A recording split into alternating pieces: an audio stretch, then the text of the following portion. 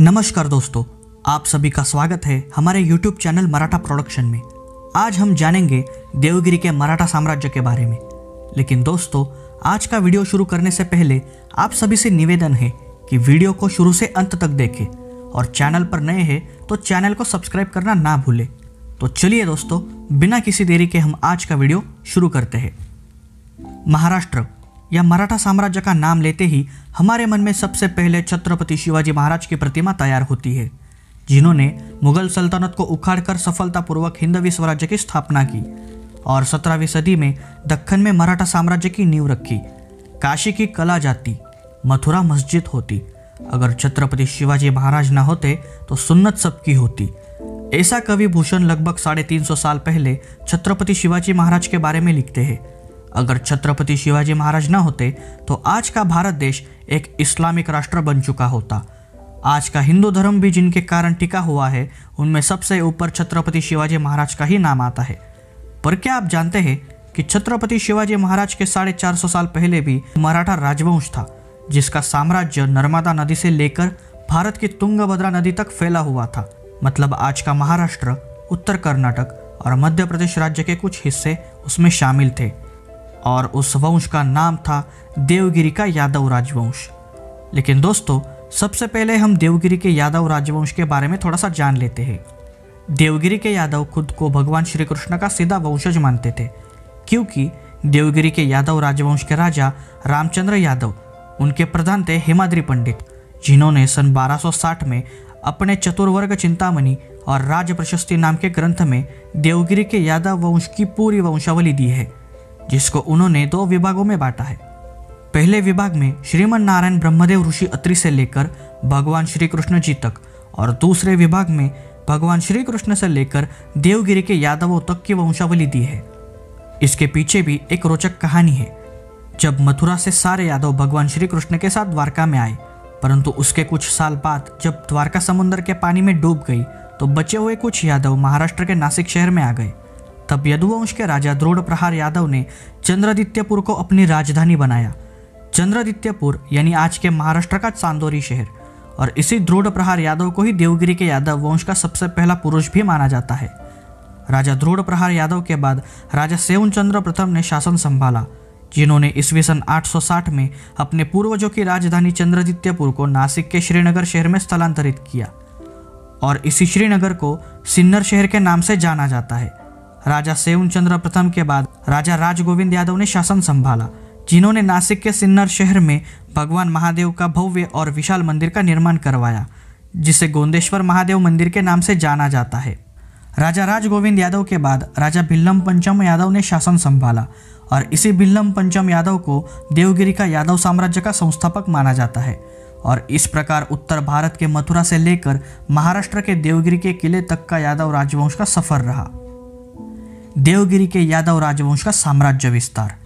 जब महाराष्ट्र और उसके आसपास के प्रदेशों पर चालुक्य साम्राज्य का वर्चस्व हुआ करता था, तब यादव चालुक्य राजाओं के अधीन रहकर अपना शासन चलाते थे।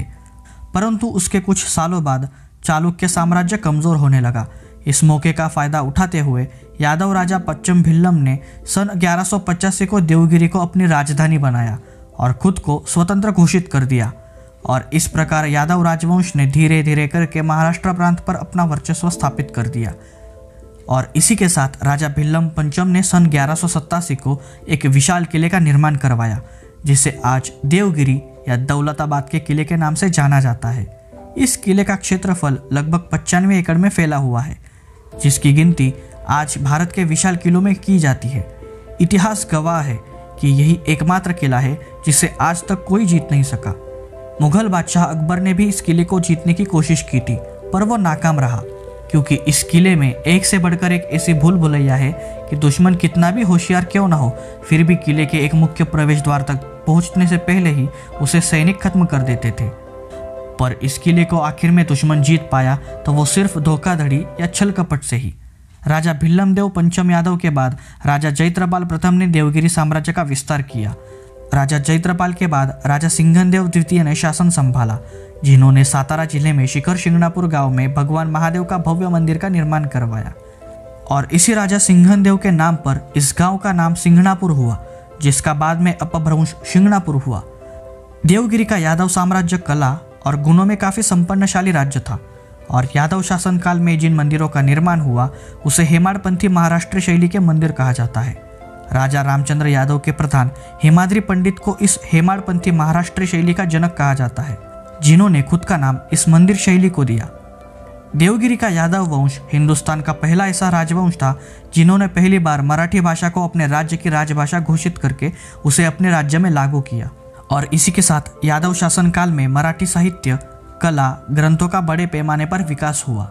महाराष्ट्र के प्रसिद्ध संत कवि ज्ञानेश्वर माऊली, जिन्होंने राजा रामचंद्र यादव के शासनकाल में ही पहली बार श्रीमद् भागवत गीता को मराठी भाषा में रूपांतरित किया, और मुकुंद राजा, इन्होंने यादव शासनकाल में ही मराठी भाषा से संबंधित परमारामृत और विवेक सिंधु इस ग्रंथ की रचना की।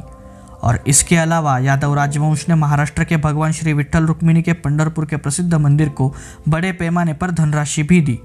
और इसी पंढरपुर के मंदिर में उनका एक शिलालेख भी है जिसमें वो अपने आप को यदुवंशी क्षत्रिय मराठा कहते हैं। और इसके अलावा सन 1260 में राजा रामचंद्र यादव का प्रधान हेमाद्री पंडित, उनके द्वारा लिखित राजा प्रशस्ति नामक ग्रंथ में वो देवगिरी के यादव राजाओं को यदुवंशी क्षत्रिय मराठा इस नाम से उल्लेखित करते हैं।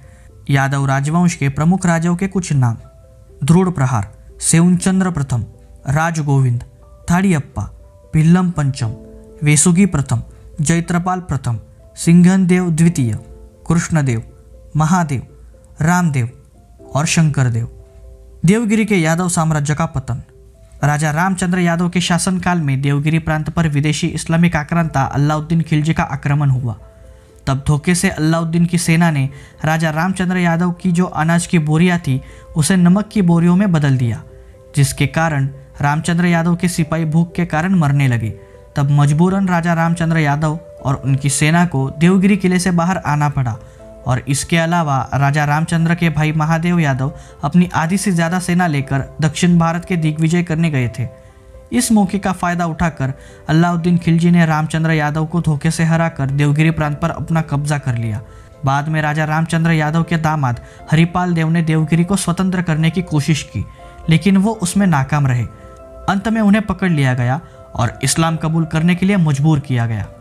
लेकिन हरिपाल जी ने इस्लाम कबूल नहीं किया, इसीलिए उनको भी उबलते हुए तेल में डाल दिया गया और उनके सिर को काट के देवगिरी किले के प्रवेश द्वार पर लटका दिया गया। इस घटना के बाद बचे हुए यादवों को देवगिरी छोड़कर वहां से स्थलांतरित होना पड़ा और वह सब महाराष्ट्र के विदर्भ प्रांत में आज के बुल्ढाना जिले में जाकर बस गए, जहां पर उनका अपभ्रंश यादव से जादव हुआ। रामचंद्र यादव के पुत्र शंकरदेव और उनके बाद उनके वंशज गोविंद देव, ठाकुर जी, बुकन देव, भूज जी, अचलोजी विठ्ठल देव और आखिर में लखुजीराव जाधव। लखुजीराव जाधव कोई और नहीं बल्कि छत्रपति शिवाजी महाराज जी की माता राजमाता जिजाऊ के पिताश्री थे। लखुजीराजे जाधव को देवगिरी के यादव राजवंश का सीधा वंशज माना जाता है, जिससे यह बात साबित होती है कि देवगिरी के यादव यदुवंशी क्षत्रिय मराठा ही थे। तो चलिए दोस्तों, मिलते हैं अगले वीडियो में नई जानकारी के साथ।